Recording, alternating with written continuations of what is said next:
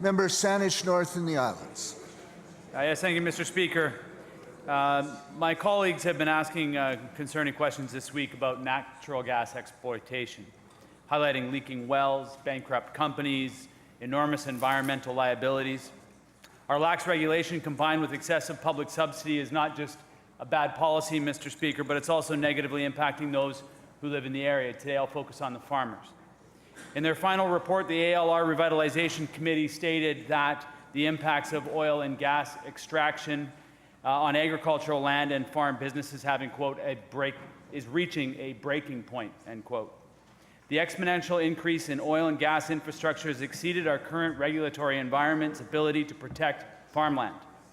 The government's own reports highlight the increasing infractions and the liabilities. Additionally, there are many unknowns with respect to the impact of fracking on land and communities. We know the industry is causing earthquakes, environmental contamination, and a growing financial burden on the public, but the government continues to barrel ahead. So my question is to the Minister of Energy, Mines and Petroleum Resources.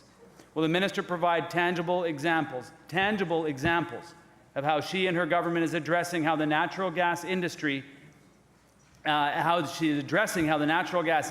negatively affecting sectors such as agriculture?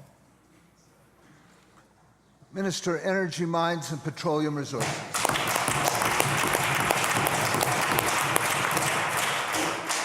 Thank you very much, Honourable Speaker. You know, it wasn't just childcare that was neglected by the previous government for 16 years, Honourable Speaker, but it was also regulatory responsibilities in the oil and gas sector. And that's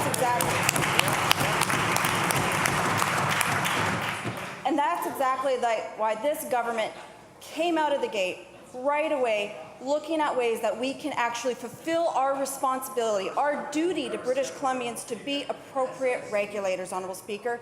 Part of that was making sure that we had the information necessary about what was happening on the land base so that we can ensure that it's regulated for British Columbians now and well into the future.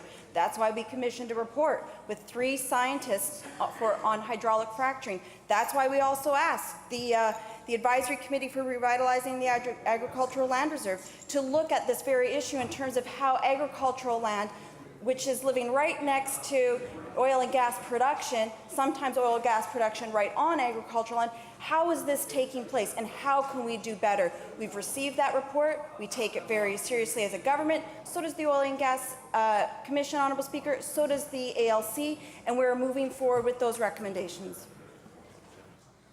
Saanich North and the Islands on a supplemental. Thank you, Honourable Speaker. And despite all the clatter and caterwauling while in opposition, it appears that this government is as willing to embrace the neoliberal principles in perpetuating this petro province as the former government was. But in doing so, they're not being honest about the tremendous social, environmental, and economic costs paid by British Columbians from this industry, Mr. Speaker. In 2017, BC produced a record 19.7 million barrels of condensate, a byproduct of fracking for natural gas. The number was expected to rise significantly by the end of 2018. As it turns out, we're learning that companies are fracking not solely for the gas, but for the condensate. Here's the problem, Mr. Speaker. These byproducts are valuable because they create the chemical cocktail to make bitumen flow. Without it, bitumen is a sticky tar that needs to be diluted by condensate to create diluted bitumen, or dilbit, the very substance that the government has rightly said threatens coastal communities. On one hand, this government opposes the expansion of the Trans Mountain Pipeline and the increased shipping of diluted bitumen on our coast, while on the other hand, they are giving massive publicly funded handouts to an industry whose primary products are used to create the very substance we're trying to keep off our coasts. Honourable Speaker, my question, again, is for the Minister of Energy, Mines and Petroleum Resources.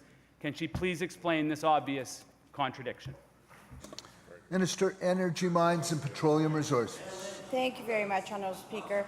And once again, let me just state very clearly for the record that this government takes its regulatory responsibilities very seriously, and I'm happy to sit down with the member to go over in detail all the activities that we have undertaken since becoming government to fulfill our duties as regulators, Honourable Speaker. But there's also no subsidy, but there is also no secret The reason that the member has this information about the condensates being produced here in British Columbia is because we require all facility operators to report publicly on the volumes for all products that they produce. So yes, Honourable Speaker, condensates and the use that they have is produced here in British Columbia. And once again, there's no secret to that we are producing condensates, and yes, they are being used in diluted bitumen.